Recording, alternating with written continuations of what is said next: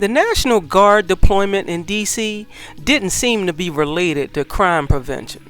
Many senior residents welcomed the news about having more law enforcement on D.C. streets, but immigrants in D.C. wasn't a top concern for D.C. residents.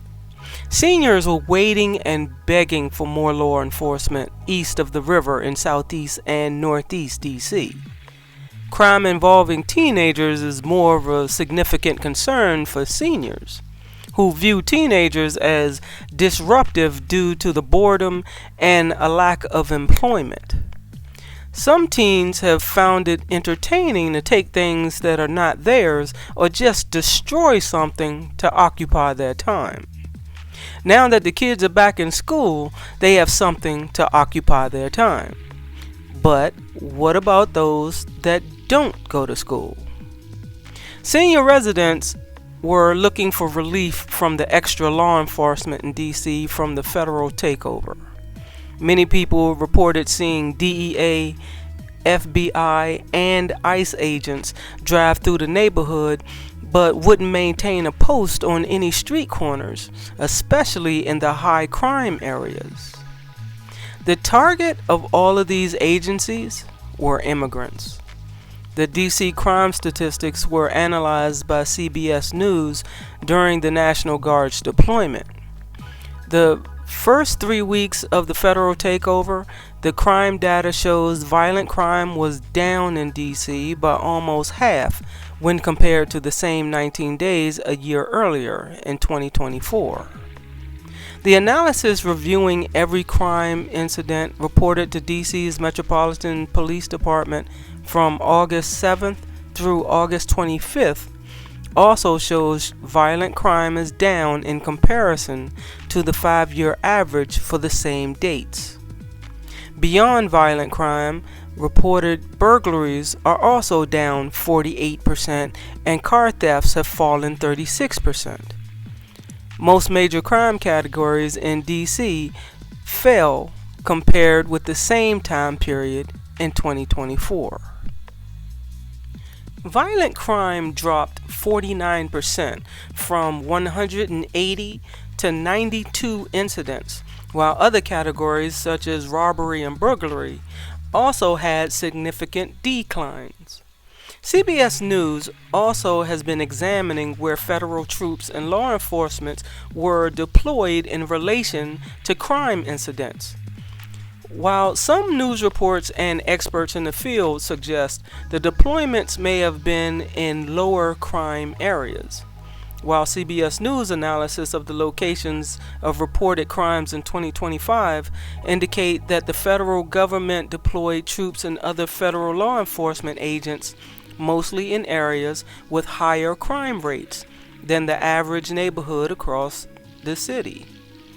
There are other areas of the city with high concentrations of crime where CBS News has not been able to verify any sightings of troops or federal law enforcement deployments, and those areas primarily most of the neighborhoods southeast of the Anacostia River.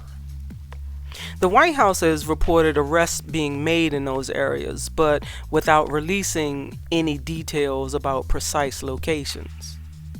Several federal deployment locations along U Street Northwest, where in areas where the number of gun crimes within a half mile of those deployment areas were said to be higher than 90% of other areas around the city.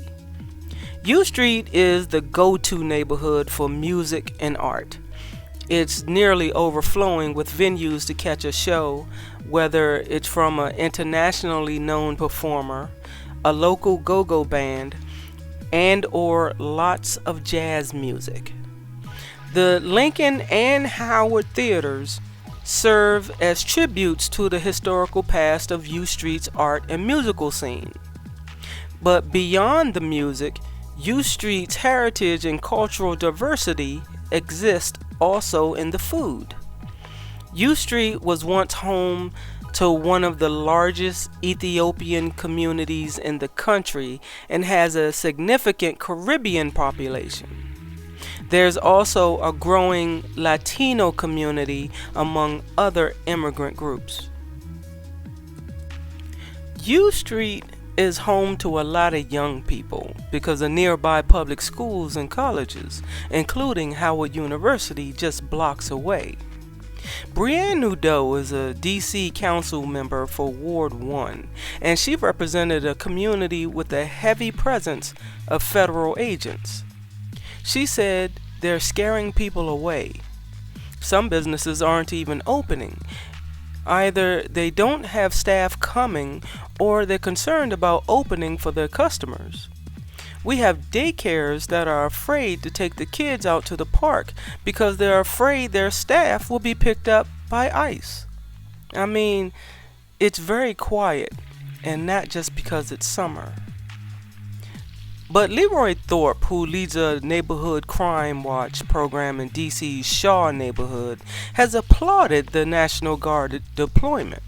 He said, "Absolutely it helps. The subway poses a public safety issue for law-abiding citizens who are going to or coming from work." Also, not every deployment is the same. On the National Mall, among the monuments, museums, and other federal grounds, the deployments verified by CBS News confirmed were primarily National Guard. But the Guard was not just on and around the mall. At least 10 Guard deployments were placed at subway stations and other locations across the city. Mixed in were also deployments of other federal law enforcement agents. You can see the different deployments CBS News has verified so far in its map. A White House official says that since the start of the operation on August 7th, more than 1,094 arrests have been made, including 8 known gang members with affiliations to MS-13 or Tren de Aragua, and 115 firearms have been seized.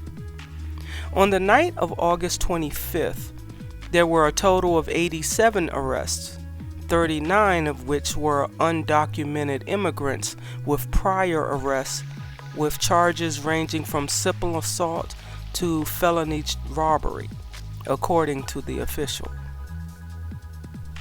Because of the federal takeover, 75 homeless encampments in D.C. have been forcibly cleared, and the Department of Interior has said that they also scrubbed up to 80 graffiti sites from Capitol Hill parks as of August 6, 2025. But D.C. officials have said that graffiti removal is already being accomplished before the president's order. Trump has said that D.C. officials gave fake, phony numbers on the crime data, but he didn't offer any proof to support his claim about the numbers. For comparison, CBS News' review of district police arrest records for the same days in previous years show a similar pace of arrests this year. The district police data show 1,071 arrests for the same period of days in 2024. The data documents 856 arrests during that same period in 2023, 800 arrests in 2022, 755 in 2021, and 734 arrests in 2020.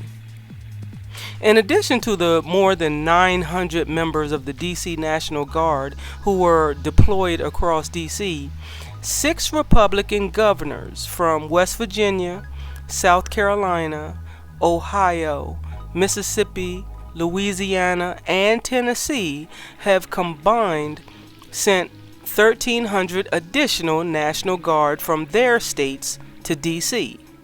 The National Guard's footprint has been mainly limited to protecting federal buildings and parks, as well as patrolling 10 metro stations. But then the service members started to assist with the beautification across DC. assisting in restoration projects in DC federal parks, according to a Joint Task Force DC spokesperson. Mayor Muriel Bowser have questioned the increase in National Guard members. Bowser said at a press conference on August 18th that she does not have control over the city's National Guard. That authority lies with the president. As of August 15th, the Metropolitan Police Department, the city's primary law enforcement agency, had 3,181 sworn-in officers, according to a department spokesperson. The Metro Transit Police Department, which oversees security for DC's transit system, has said that they have 482 police officers, and the U.S. Capitol Police, responsible for security at the Capitol complex and its grounds, has said that they employ nearly 2,300 sworn officers and about 500 civilian staff members. The U.S. Park Police officers cover federal parks, including the National Mall. The chairman of the union representing the U.S. Park Police told DC radio station WTOP there are 294 officers covering the DC area. The federal government's takeover of DC's MPD lasted 30 days, although the DC National Guard will remain posted throughout DC until November 30th.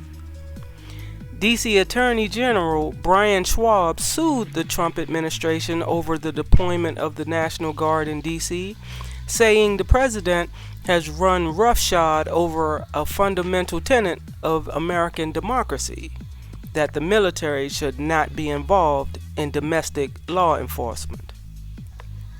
Mayor Bowser has said that she and DC Police Chief Pamela Smith were willing to work closely with the federal authorities, but she has always said that DC need more police officers on the force.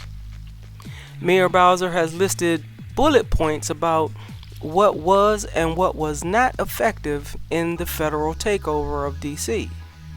Having more police meant that there were more weapon checkpoints, thus resulting in fewer crimes. What definitely wasn't working was that ICE agents were covering their faces during their patrols, which led to imposters dressed in fake uniforms not arresting people but illegally snatching women off the street. Another thing that wasn't desired was that so many National Guardsmen were called from around the country. Other states had their own disaster issues to deal with, and they need to help out their residents at home. Mayor Bowser pointed out that DC still need more police officers, more prosecutors, more judges, more effective prevention programs and services, and more local control of our own city. The federal takeover has ended in September, but the National Guard still patrols the metro stations in groups. I can say for myself that I like the officers patrolling the subway stations. I was once a victim of assault on the subway years ago, and I can say that I feel much better seeing much more law enforcement standing around. I just don't like it when some rogue individual want to abuse their power against innocent people. Many DC residents protested the federal takeover, saying this was an overreach of the president's powers. The mayor has said that the arrests made during the federal takeover would have been made anyway if DC had enough officers on the force. My question to all the critics of how DC is run: why weren't Southeast and Northeast flooded with officers if the neighborhoods east of the Anacostia River was supposedly known for most of the crime in DC? Would DC have better crime prevention measures if we had enough of our own officers sworn into the force? Do you think that the federal takeover was mainly about looking for immigrants to kick out of the country? Or do you think it was something else? Do you think DC needed a federal takeover? Do you think any American city needed a federal takeover? What about your city? The federal takeover might be coming to your city next. Are you looking forward to it? Let me know in the comments. I'm Dickie D, your DC tour guide, and I'll see you around Washington.